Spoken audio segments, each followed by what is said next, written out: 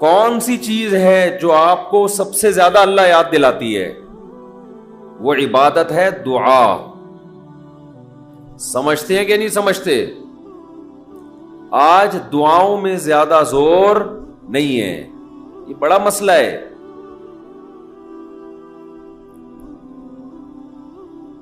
بھائی کچھ نہ کچھ وقت نکال کے ہاتھ اٹھا کے اللہ کے سامنے گڑ گڑایا کریں. آج ہم لوگوں نے دعائیں مانگنا چھوڑ دی ہیں. جب انسان اللہ کے سامنے دعا مانگتا ہے وہ اللہ سے باتیں کرتا ہے. اگر توجہ سے دعا مانگے, دعا ایسی چیز ہے کہ یہ اللہ اور بندے کا جتنا مضبوط کنیکشن بناتی ہے, اتنا کنیکشن دنیا کی کوئی اور عبادت نہیں بناتی.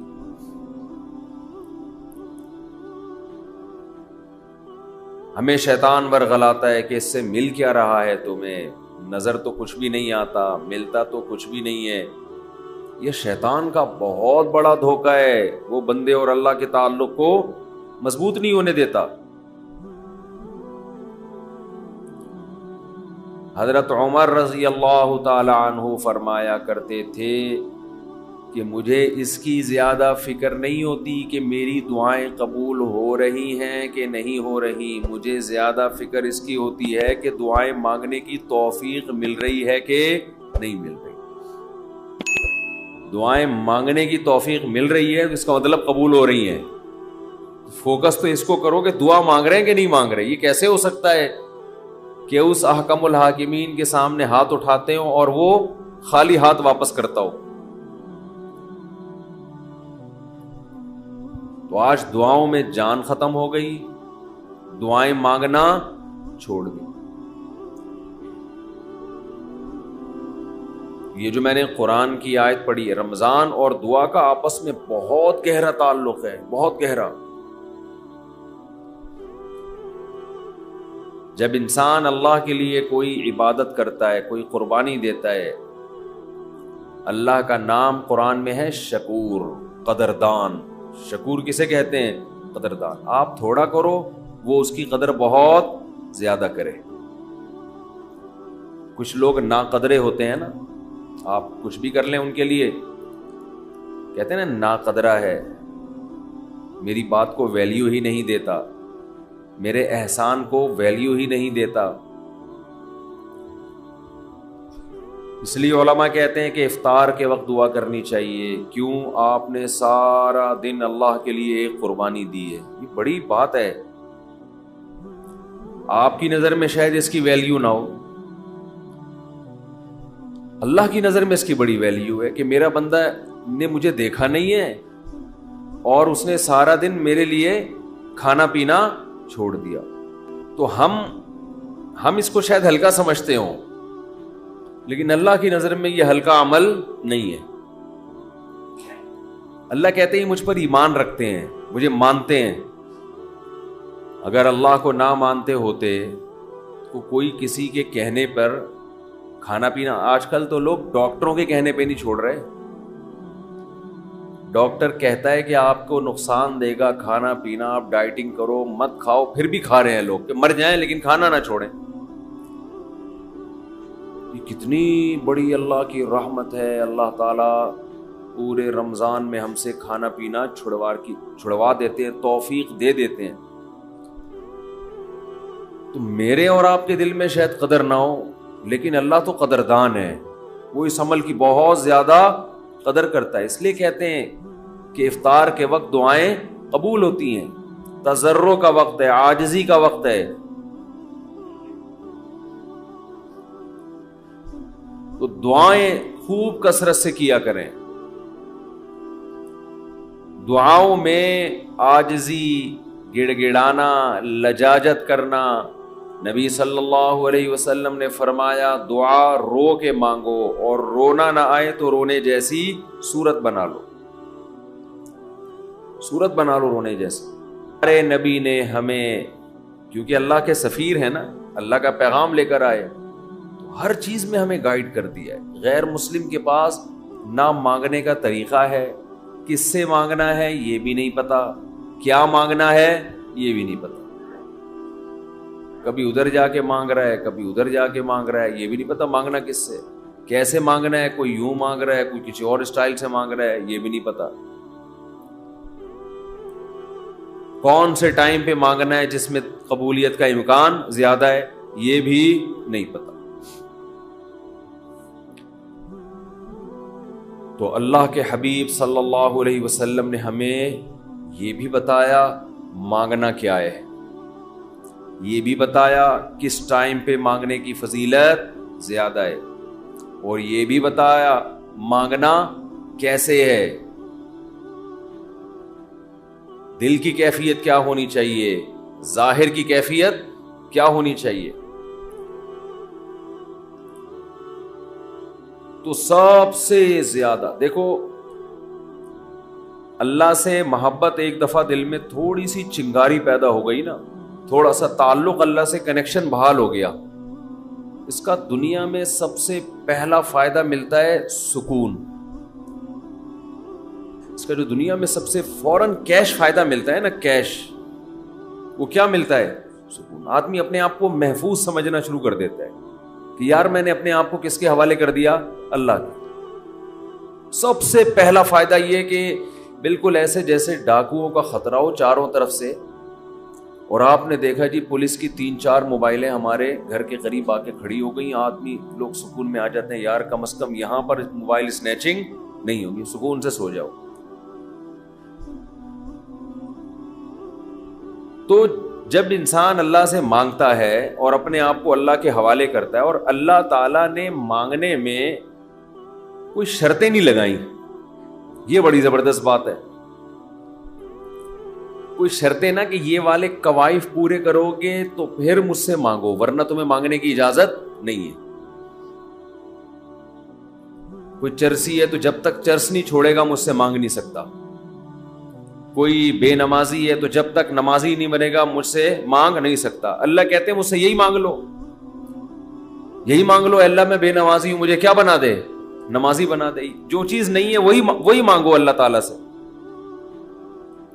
وقال ربکم ادعونی استجب لکم، قرآن کہتا ہے، تمہارا رب کہتا ہے مجھ سے مانگو، میں تمہاری پکار کو قبول کروں گا۔ اور کمال کی بات یہ ہے، پہلے مجھے اس آیت کی تفسیر سمجھ میں نہیں آتی تھی۔ اللہ کہتے ہیں مانگو میں تمہیں دوں گا، نہیں مانگو گے ایسے متکبرین کے لیے میں نے جہنم کی آگ رکھی ہے بھائی، یہ سمجھ سے بالاتر۔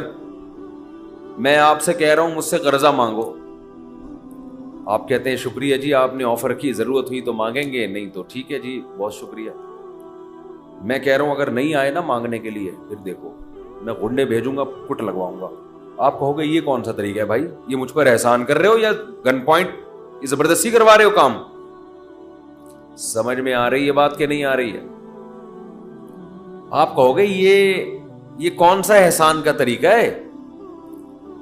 میں آپ سے کہہ رہا ہوں کہ آپ میری دعوت پہ آئیے گا، مجھے بڑی خوشی ہوگی، آپ کہیں گے تھینک یو، بہت شکریہ آپ نے یاد کیا۔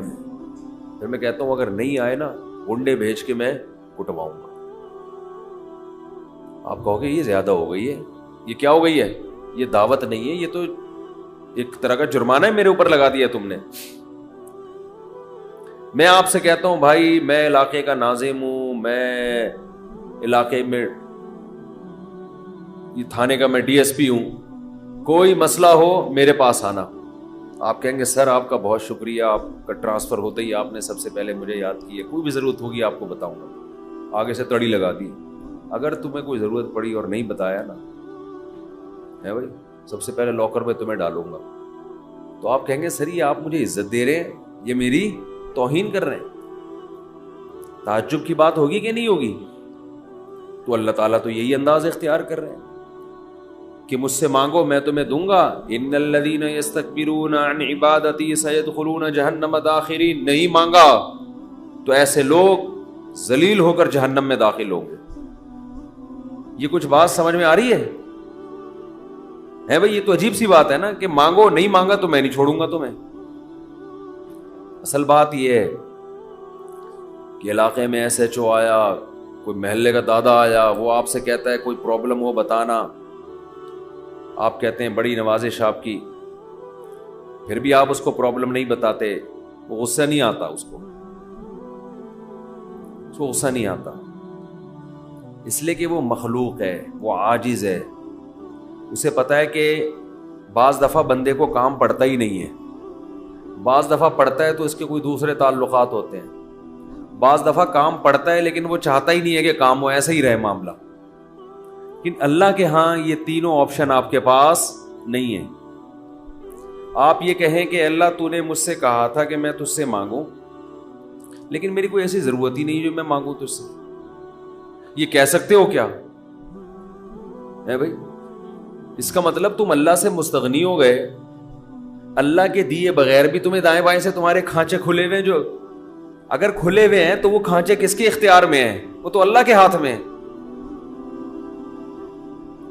آپ یہ بھی کہہ سکتے ہو کہ مجھے اس لیے مانگنے کی ضرورت نہیں کہ میرے تو سارے مسائل حل ہو رہے ہیں، میں صبح میری جاب لگی ہوئی ہے، میری تنخواہ ہے، ایک ملٹی نیشنل کمپنی میں اچھی سیٹ پر بیٹھا ہوا ہوں میں، میری سیلری گھر آ جاتی ہے، مہنگائی بھی نہیں ہے، پیٹرول بھی نئی حکومت نے سستا کر دیا ہے وغیرہ وغیرہ، تو اب تو کوئی مسئلہ ہی نہیں ہے۔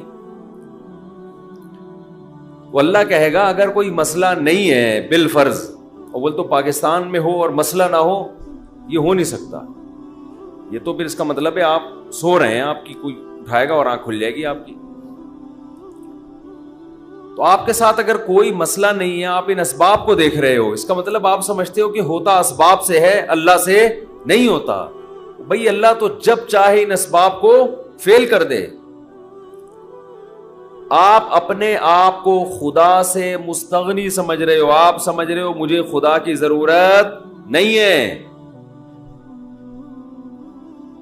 اس پر اللہ عذاب دے گا کہ تو اپنے آپ کو یہ سمجھ کیسے بیٹھا کہ تجھے ضرورت نہیں ہے میری۔ یہ ایسے محلے کا کوئی دادا آیا اور سارے کام اس کے ہاتھ میں،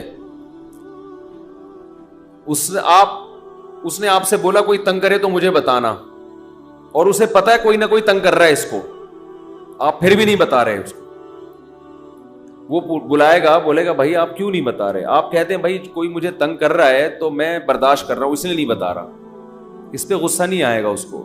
لیکن اگر آپ نے اس سے کہا کوئی مجھے تنگ کر رہا ہے، میں آپ کو اس لیے نہیں بتا رہا کہ مجھے پتا ہے کہ میرے جاننے والے ہیں، وہ مجھے بچا لیں گے، اس دادے کو غصہ آئے گا کہ میرے علاوہ کون اس محلے کا دادا ہے بھائی؟ آئے گا کہ نہیں آئے گا؟ تو اللہ کے سامنے ہم یہ بھی نہیں کہہ سکتے کہ اللہ یہ پریشانی ہے مجھے تنگ کر ہی نہیں رہی ہے، مجھے کوئی ٹینشن ہے ہی نہیں، یہ بھی نہیں کہہ سکتے۔ اس لیے نہیں کہہ سکتے کہ ہم انسان ہیں، مخلوق ہیں، اللہ کے ہاتھ میں سارے اسباب ہیں، وہ جب پریشان کرنے پر آئے گا، وہ مصیبتیں دینے پر آئے، ہم میں سے کسی میں دم نہیں ہے کہ ان مصیبتوں کو اس کی توفیق کے بغیر برداشت کر لیں، یہ ممکن نہیں ہے۔ اور یہ بھی ممکن نہیں ہے اس کے علاوہ کوئی وہ مصیبتیں ہم سے دور کر دے۔ کتنی بڑی وعید ہے دعا نہ مانگنے پر۔ اور جو لوگ دعا نہیں مانگتے، حقیقت یہ ہے کہ وہ اپنے آپ کو دعا سے مستغنی سمجھتے ہیں، وہ کہتے ہیں مجھے ضرورت کیا ہے۔ میں ایک چٹکلا سناتا ہوں نا ایسے موقع پہ۔ ایک آدمی اپنا گدھا بیچنے جا رہا تھا بازار میں، کسی نے پوچھا کیا کر رہا ہے؟ اس نے کہا کہ یہ گدھا میں جاؤں گا مارکیٹ میں لاکھوں کا بکے گا۔ کسی نے کہا کہ انشاءاللہ کہہ دے کہ اگر اللہ نے چاہا۔ اس نے کہا انشاءاللہ، یعنی اللہ نے چاہا کہنے کی کیا ضرورت ہے؟ گدھا میرے ہاتھ میں، نسل اس کی اچھی ہے، مارکیٹ میں گدھے کی مانگ بھی ہے، گدھے مارکیٹ سے کیا ہو گئے ہیں؟ شارٹ۔ اگر وہ ہماری مارکیٹوں میں آتا، اسمبلیوں میں آتا، پتہ چلتا ہے یہاں مارکیٹ سے شارٹ نہیں ہے، ہول سیل کے حساب سے ہمارے ہیں۔ تو اب اسے لوگ کہہ رہے ہیں کہ بھائی بول دے اگر اللہ نے چاہا۔ وہ کہہ رہے ہیں اللہ نے چاہا کہ سب کچھ صحیح ہے، سب کچھ صحیح ہے، مارکیٹ میں گدھوں کی ویلیو بھی ہے اور انتظار میں بھی ہیں لوگ، تو منہ مانگی قیمت پہ بکے گا۔ اچانک کوئی مارکیٹ میں جب پہنچا، ڈاکو آیا، گدھا چھین کے لے گیا، یا اس گدھے کو بیماری ہوئی مر گیا، اب یہ خالی ہاتھ آ رہا ہے۔ اسی بندے سے رابطہ ہوا، اس نے پوچھا ہاں بھائی کیا ہوا؟ کہہ رہے انشاءاللہ میں گدھا لے کے جا رہا تھا، انشاءاللہ کوئی ڈاکو آیا، انشاءاللہ اس نے چاقو نکالا اور انشاءاللہ وہ گدھا مجھ سے چھین کے لے گیا. اب بات بات پہ کیا لگا رہا ہے؟ انشاءاللہ. اس نے کہا کم بخت جب لگانا تھا تو اس وقت تو لگایا نہیں انشاءاللہ، اور اب لگا رہا ہے. تو ہم پر جب مصیبت پڑتی ہے پھر ہم کہتے ہیں یار اللہ کہاں ہے؟ تو بھئی یہ تو مصیبت سے پہلے اللہ کو پکارو. جو اللہ کو نہیں پکارتا یہ اس کی علامت ہے کہ اس کی نظر اسباب پر ہے، اللہ پر نہیں ہے. وہ سمجھتا ہے یہ جیسے کافر اسباب کو دیکھتا ہے نا، وہ تو کہتا ہے خدا کیا کر رہا ہے؟ گاڑی کے ایکسیلیٹر پہ پاؤں رکھو تو گاڑی چلتی ہے، بریک پہ پاؤں رکھو تو رکتی ہے، تو اللہ کہاں ہے؟ تو اللہ کو اگر نہیں کوئی پکارتا تو اللہ اس کا مطلب پھر یہ سمجھتے ہیں کہ یہ سمجھتا ہے کہ اس کو میری ضرورت نہیں ہے. یہ بہت بڑا جرم ہے. بات بات پہ اللہ سے دعا مانگا کرو. پیغمبروں کی کتنی دعائیں اللہ نے قرآن میں نقل کی ہیں، بات بات پہ دعائیں مانگتے تھے، بات بات پہ. دعائیں یاد کریں. دعائیں ایک کتاب آتی ہے مناجات مقبولہ، یہ نام نوٹ کر لیں. کیا نام ہے اس کا؟ مناجات مقبولہ. ہر کتاب ہر لائبریری سے مل جائے گی، یہ جتنے بھی کتب خانے ہوتے ہیں نا. مولانا اشرف علی تھانوی رحمہ اللہ تعالی نے قرآن اور حدیث کی دعاؤں کو جمع کر کے ایک چھوٹی سی کتاب میں لکھ لیا ہے، ایک چھوٹی سی کتابچے میں جمع کر لیا ہے. قرآن کی دعائیں اور حدیث میں جو دعائیں، بہت جاندار دعائیں ہیں وہ. اچھا، دعا ایسی چیز ہے کہ جب جن الفاظ سے انسان مانگ رہا ہوتا ہے نا، وہ الفاظ بھی اس کے دل پہ اثر کر رہے ہوتے ہیں. تو انہوں نے بڑا شاندار کام یہ کیا کہ اب چونکہ دعائیں تو بہت زیادہ ہیں، ساری دعائیں قرآن اور حدیث کی آپ پڑھیں گے تو ایک ہی اتنی لمبی ہو جائے گی پھر. تو انہوں نے اس کو 7 حصوں میں ڈیوائیڈ کر دیا ہے. سمجھتے ہیں؟ ہفتے کے دن، اتوار کے دن، یہ یعنی 7 منزلیں بنا دی ہیں اس کی. اس کا ترجمہ بھی ملتا ہے، یعنی وہ دعائیں عربی میں اور نیچے اس کا ترجمہ. آپ بے شک عربی نہ پڑھیں، ترجمہ پڑھ لیں. وہ روزانہ کا معمول بنائیں. اس سے کیا ہوگا؟ آپ کو قرآن و سنت کی دعائیں یاد ہونا شروع ہو جائیں گی. وہ ایسی جاندار دعائیں، ایسی جاندار. ان دعاؤں میں آپ کو لطف آنا شروع ہو جائے گا، چسکا لگ جائے گا. کیسی کیسی دعائیں دیکھو، ایک پڑھ کے سناتا ہوں. اللہم اقسم لنا من خشیتک ما تحول به بیننا وبین معصیتک.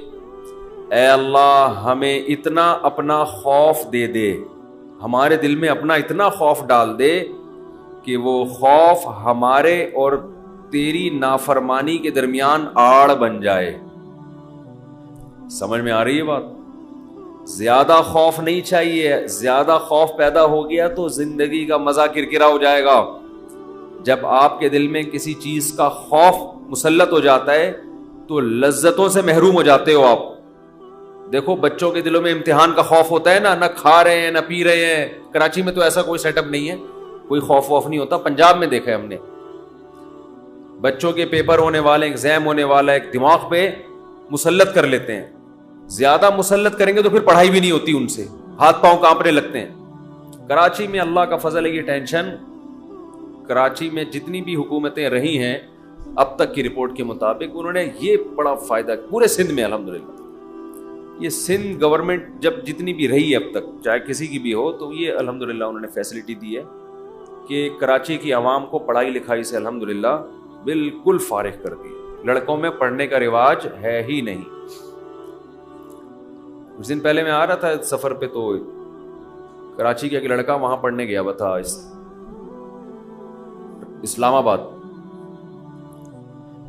ایبٹ آباد میں شاید کیڈٹ کالج، بال کیڈٹ کالج میں پڑھ رہا تھا. تو میں نے کہا کراچی میں، نارتھ کراچی میں کہیں رہتا تھا یا ناظم آباد میں، وہاں گیا ہوا. اس نے کہا بھائی ہمارے ابا اماں نے اچھا فیصلہ کیا، مجھے وہاں ایڈمیشن کرا دیا، میں پڑھ لیتا ہوں، چھٹیوں میں گھر آ جاتا ہوں. تو وہ بتا رہا تھا کہ یہ کراچی میں، وہ مجھے کہہ رہا تھا کہ ہم حیران ہوتے ہیں کراچی میں جان تو وہاں کوئی ہے ہی نہیں، پڑھائی لکھائی کی بات ہی نہیں. کہہ رہے یہاں ہو تو ہر آدمی، میں نے دیکھا ہے پنجاب میں ہر بچہ پڑھائی کی بات کر رہا ہے، سب پڑھائی میں آگے نکلنے کی کوشش کر رہے ہیں، کچھ بزنس میں آگے جانے کی کوشش کر رہے ہیں، یہاں ہو تو پڑھے ہوئے ہیں۔ کراچی میں الحمدللہ پڑھے ہوئے لڑکے پوری پوری رات کرکٹ کھیل رہے ہیں، اور ہم نے بھی بیان کر کے اپریشیٹ کر دیا، وہ کہہ رہے ہیں اب تھپا لگی اب تو اور کھیلو۔ ہم نے تو اس لیے خوشی کا اظہار کیا تھا کہ چلو روزہ تو رکھ رہے ہیں نا، یہ مطلب تھوڑی تھا کہ کچھ بھی نہیں کرو۔ تو یہاں الحمدللہ یہ سہولت ہے کہ یہاں آپ پڑھنے کے علاوہ دنیا کا ہر کام کر سکتے ہیں کراچی میں، اور پڑھے بغیر آپ کو ڈگریاں مل جاتی ہیں۔ وہ الگ بات ہے، اپنا بھی بیڑا غرق اور قوم کا بھی بیڑا غرق ہوتا ہے، نہ خود کچھ آتا ہے، نہ ترقی تھوڑی کر سکتا ہے آدمی فالتو ڈگریاں لے کے، وہ پکڑا جاتا ہے کہیں نہ کہیں۔ ایک ہمارے مشہور ڈاکٹر تھے جو بڑے اچھے ڈاکٹر تھے، کیا ہیں ڈاکٹر، جب ان کی جعلی ڈگریاں پکڑی گئیں، لوگوں نے کہا یار ڈگری کو چھوڑو، بندہ میں قابلیت ہے، تو وہ تھوڑے دنوں میں قابلیت کبھی ایسی کی تیسی ہو گئی۔ جو اندر سے ہوتا ہے نا تھوڑے دنوں میں آدمی وہ آ جاتا ہے، آپ چھپا نہیں سکتے زیادہ عرصہ۔ تو جعلی ڈگریاں جعلی ہی ہوتی ہیں، پکڑا جاتا ہے آدمی۔